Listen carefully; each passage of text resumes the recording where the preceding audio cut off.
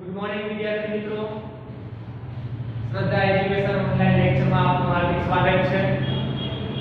આપણે આગળના લેક્ચરમાં ટોપિક 5 વેપારી બેંકના ગુણ કાર્ય જોયા.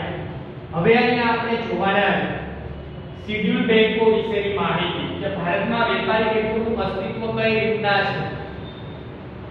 ભારતમાં વેપારી બેંકોની જે કાંઈ પણ બાબતો છે કઈ બાબતો સાથે જોડાયેલી છે. તો એ વેપારી બેંકોમાં શિડ્યુલ બેંકો જે આવેલી છે, તો શિડ્યુલ બેંકોનું અમુક વર્ગીકરણ જે કાંઈ પણ આપણે કહીએ છીએ કે ભાઈ વેપારી બેંકો, તો વેપારી બેંકોની અસ્તિત્વની જે બાબતો છે એમાં આજે આપણે ટોપિક 6 માં જે વાત કરવાની છે એ વાતમાં આપણે જોવાનું છે મધ્યસ્થ બેંક અને વેપારી બેંકોની જે પેલા પ્રાથમિક વિગત છે એ જોઈ લઈએ કે કઈ બાબતો સાથે જોડાયેલ છે. કે ભારતમાં વેપારી બેંકો જાહેર તેમજ ખાનગી માલિકીની જોવા મળે છે. કે આપણા દેશમાં વેપારી બેંકો છે એ જાહેર અથવા તો ખાનગી માલિકીની જોવા મળે છે. 1991 ના આર્થિક પરિવર્તનો પછી ખાનગી ક્ષેત્રમાં આંતરરાષ્ટ્રીય બેંકોનો પ્રવેશ પણ થયો છે. આપણા દેશમાં જે કાંઈ પણ ખાસ કરીને ખાનગીકરણ, ઉદારીકરણ, વૈશ્વિકીકરણ 1951 પછી આપણે સુધારા લઈએ જે આર્થિક પરિવર્તન તરીકે ઓળખાય છે, આર્થિક સુધારા તરીકે પણ ઓળખાય છે. ત્યાર પછી વિદેશી બેંકો પણ આંતરરાષ્ટ્રીય ક્ષેત્રમાં તે જે કાંઈ પણ આપણે એ સેવા ક્ષેત્રનો વ્યાપ વધાર્યો તો વિદેશી બેંકો પણ આપણા દેશમાં નાણાં રોકાણ કરવા માટે અસ્તિત્વમાં આવેલી છે. ભારતમાં અસંગઠિત નાણાં બજાર બેંક જેવા કાર્યો કરતી પેઢીઓ પણ જોવા મળે છે અને સાથે સાથે સહકારી બેંકો પણ અસ્તિત્વમાં છે.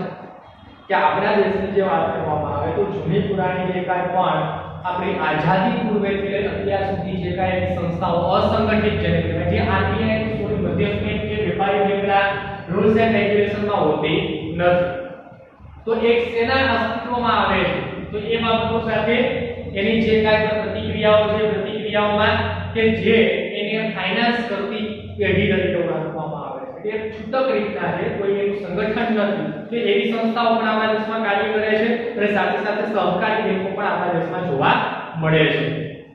પરંતુ વેપારી બેંકોની કાયદેસરની વ્યાખ્યા મુજબ બેંકિંગના કાર્યો કરતી જે સંસ્થાઓ રિઝર્વ બેંક ઓફ ઇન્ડિયા 1934 ના ધારાની અનુસૂચિ નંબર 2 માં પ્રવેશ પામી હોય તેને શિડ્યુલ બેંક કહેવાય છે. જેને રાષ્ટ્રીયકૃત બેંક, શિડ્યુલ બેંક તેનું ગુજરાતી નામ છે રાષ્ટ્રીયકૃત બેંક.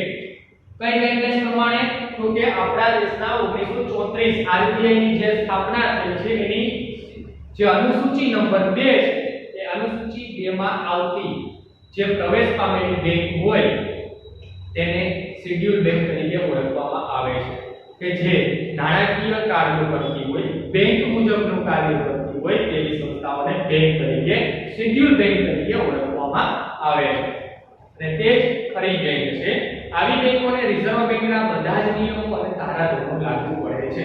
અને આ જે બેંક છે એ બેંકને રિઝર્વ બેંક ઓફ ઇન્ડિયાના જે કાંઈ નિયમો છે, જે કાંઈ પણ કાયદાઓ છે એ લાગુ પડતા હોય છે.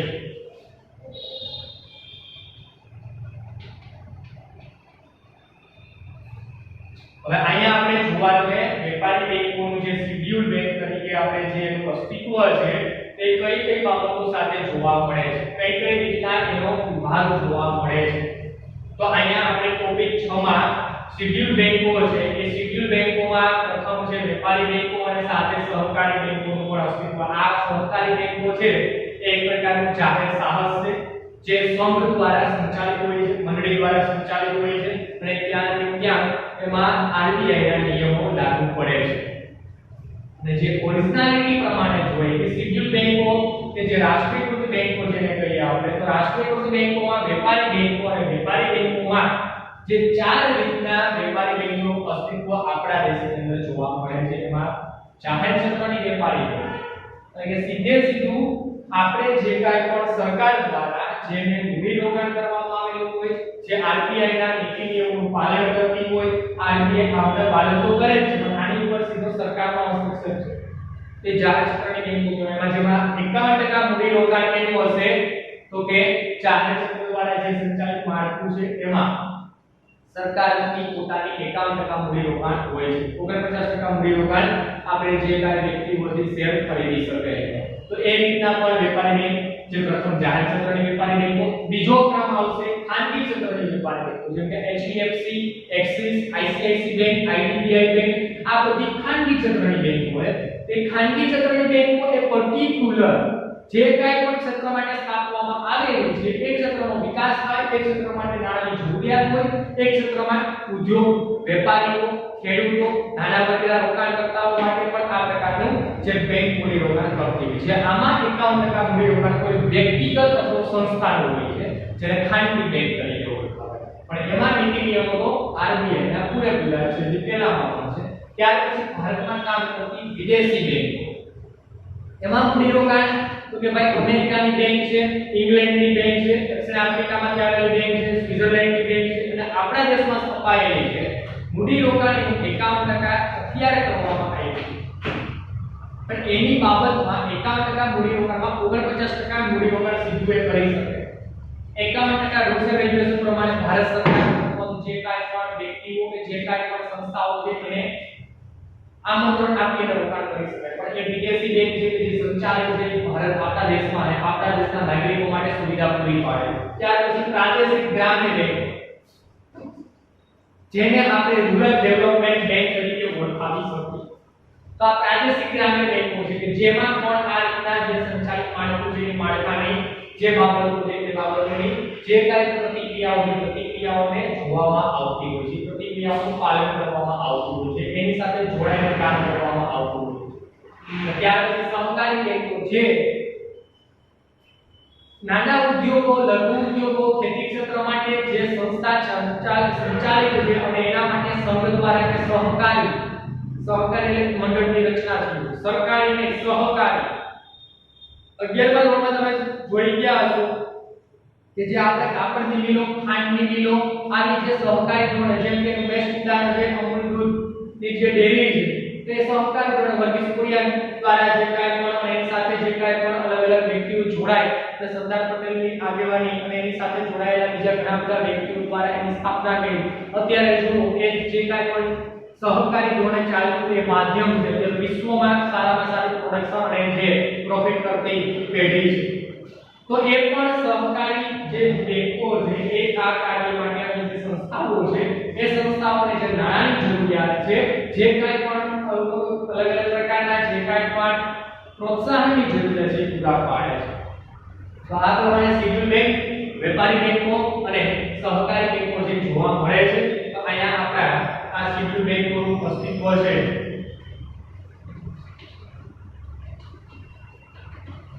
તો છઠ્ઠા ટોપિકમાં આપણે શેડ્યુલ બેંકોનું અસ્તિત્વ આ પ્રમાણે એની સાથેનો ટોપિક આપણે જોવાનો છે કે મધ્યસ્થ બેંક. દરેક દેશ માટે આ બેંકનું અસ્તિત્વ હોય છે. મધ્યસ્થ બેંક દરેક દેશમાં એક સર્વોપરી બેંક જે આવેલી હોય છે તેને મધ્યસ્થ બેંક તરીકે ઓળખવામાં આવે છે. આપણા દેશમાં પણ મધ્યસ્થ બેંક, આના પછી જે ટોપિક આવશે એમાં વિસ્તૃતથી સમજાવીશ. આપણા દેશની મધ્યસ્થ બેંક છે RBI, Reserve Bank of India. એ રીતના અલગ અલગ દેશમાં અલગ અલગ જે કાંઈ પણ દેશની કન્ટ્રીના અર્થતંત્રને સંચાલિત રાખવા માટે અને જે સહકારથી અને સરકારથી જોડાયેલા જે કાંઈ પણ યોજનાઓ છે એ યોજનાઓ માટે નાણાં પૂરા પાડવા, જે કાંઈ પણ પ્રજાની થાપણો સ્વીકારવી, સામે ધિરાણ આપવું, અલગ અલગ જે કાંઈ પણ સેક્ટર છે એમાં નાણાં રોકાણ કરવાની વ્યવસ્થા કરવી, બધા જે નાણાકીય કન્સેપ્ટ ક્લિયર કરતી હોય તો એ છે રિઝર્વ બેંક. તો આ પ્રમાણે જે કાંઈ પણ મધ્યસ્થ બેંકો છે તેના વિશે આપણે જોઈએ કે પ્રાથમિક નોલેજ જોઈએ કે આપણા દેશમાં ચાલતી જે બાબતો એના પછીના જે ટોપિક હશે એમાં જોશું. દરેક દેશમાં મધ્યસ્થ બેંક આવેલી હોય છે. દુનિયાના દરેક દેશમાં એક મધ્યસ્થ બેંક હોય છે. તે દેશની તમામ બેંકોની કામગીરીનું સંચાલન, મૂલ્યાંકન અને અંકુશની કામગીરી બજાવે છે. કે કોઈ પણ દેશનું ઉદાહરણ, કોઈ પણ દેશનું અર્થતંત્ર જુઓ ત્યાં મધ્યસ્થ બેંક હોય છે.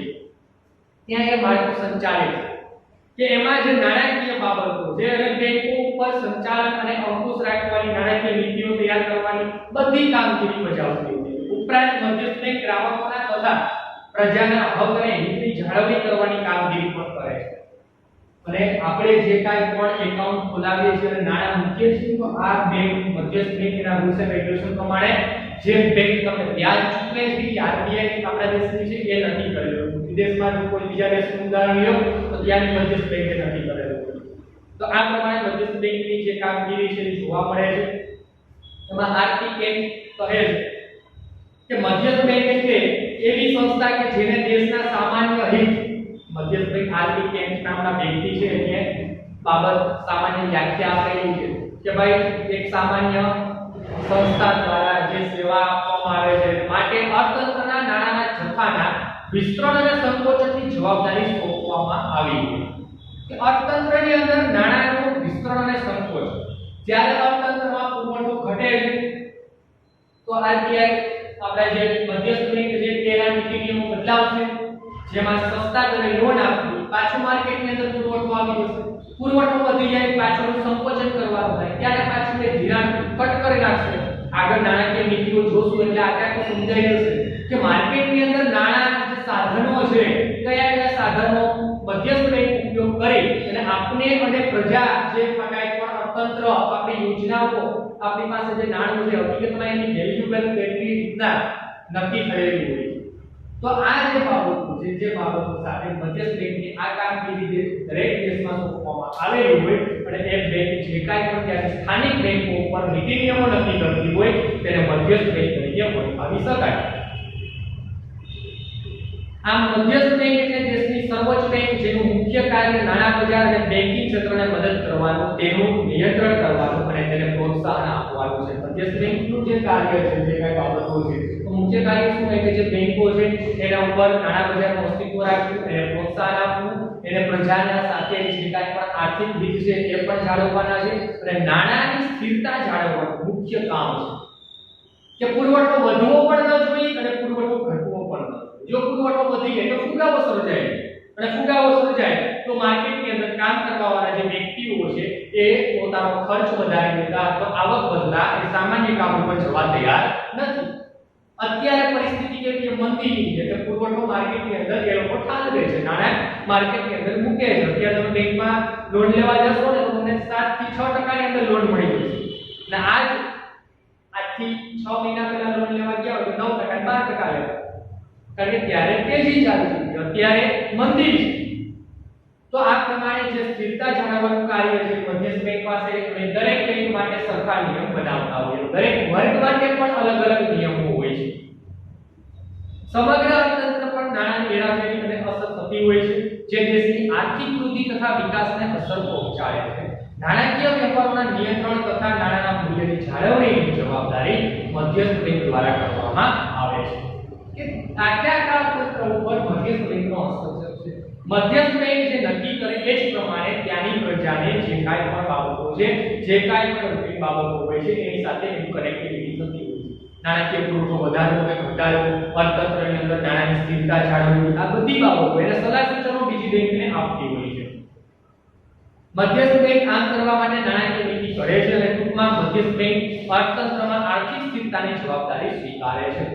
અને મધ્યસ્થ બેંક એટલે કે જે આપણા અર્થતંત્રની અંદર જે કાંઈ પણ સ્થિરતા લાવવાની છે, જે કાંઈ પણ વધઘટ થાય છે, જે ફુગાવો, મંદી જે બાબતો તેજીની જે પ્રક્રિયાઓ છે એના પર કંટ્રોલાઇઝેશન કરે. અને મધ્યસ્થ બેંક સીધી સરકાર સાથે જોડાયેલી છે અને સરકારને પણ નાણાકીય બાબતોમાં સલાહ સૂચનો પ્રોવાઈડ કરે છે. સરકારને પણ અલગ અલગ યોજનાઓ માટે એ કામગીરી બજાવે છે, અલગ અલગ સલાહ સૂચનો આપે છે.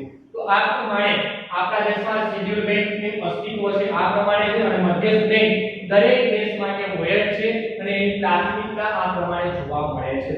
તો અહીંયા આપણે જે પાંચમા ટોપિકનો જે પોઈન્ટ હતા જે જોયું એમાં વેપારી બેંકના જે મૂળ કાર્ય હતા એ કાર્ય પછી આપણે શેડ્યુલ બેંકની જે ચર્ચા જોયું છઠ્ઠા ટોપિકમાં, એમાં જ મધ્યસ્થ બેંક. હવે પછીનો નેક્સ્ટ પોઈન્ટ આવશે કે આપણે આપણા દેશની જે આરબીઆઈ અને એના જે કાર્યો છે એ આપણે આવતા લેક્ચરમાં જોશું. તો આપણો વિડિયો જે કાંઈ પણ તમને જે સમયે મોકલવામાં આવે છે તો ઘરે બેસી અને સારી રીતના તૈયારી કરો. જે કાંઈ ન સમજાય એનું સોલ્યુશન અહીંયા તમે પૂછી શકો છો. તો હજી પણ કોરોના મહામારી જેવી સ્થિતિ છે તો બહાર નીકળવામાં ધ્યાન રાખવું, જરૂરી હોય તો જ બહાર નીકળવું, નહીં તો બહાર નીકળવું નહીં. અને ખાસ દરેક લેક્ચર જે તમે એટેન્ડ કરો છો જોતી વખતે હેન્ડફ્રીનો ખાસ ઉપયોગ કરવો જેથી કરીને તમને સ્પષ્ટતાથી સમજાઈ શકે. આભાર.